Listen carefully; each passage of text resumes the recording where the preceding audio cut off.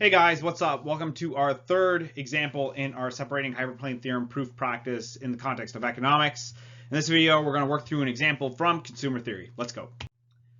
So suppose that u is continuous, quasi-concave, and strictly increasing. If x is in script u and script u is a subset of our positive n-dimensional real number space, and that value is utility maximizing, and there exists some x prime, right, which is greater than or equal to x, and this x prime is also in our positive real number space, it must be true that for our price vector p, which is greater than 0, we go and we have our u evaluated at x prime is going to be greater than or equal to u evaluated at x.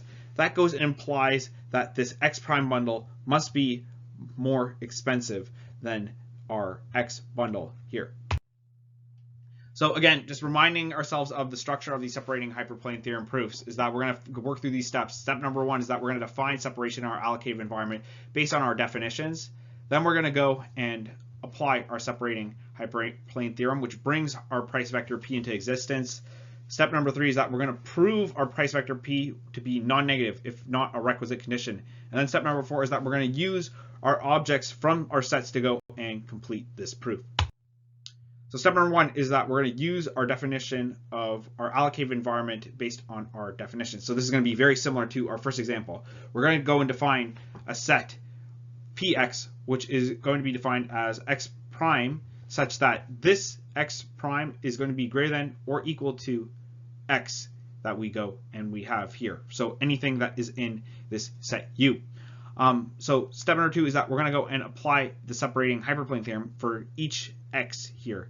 These utility maximizing bundles in u and x prime in p, we go and we introduce these results that we go and we have here. So if we have x prime being greater than or equal to x, if we go and we apply our price vector p here, we're going to go and get the following result. Now, for step number three is that we need to prove our price vector is non-negative if it's not a requisite condition. This is a requisite condition, so we can just skip this step here.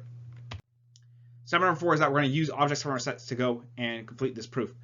So the way I'm going to go and do this is that given that u preserves the ordinality of our bundles, we can go and conclude the following result, that if we have x prime is greater than x, that would go and imply p of x prime is greater than or equal to px.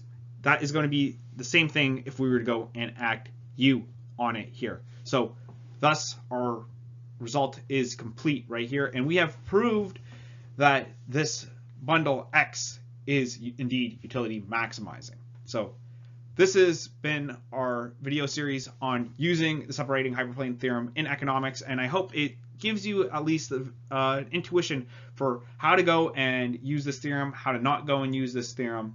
And again, I hope this video helps. Take care.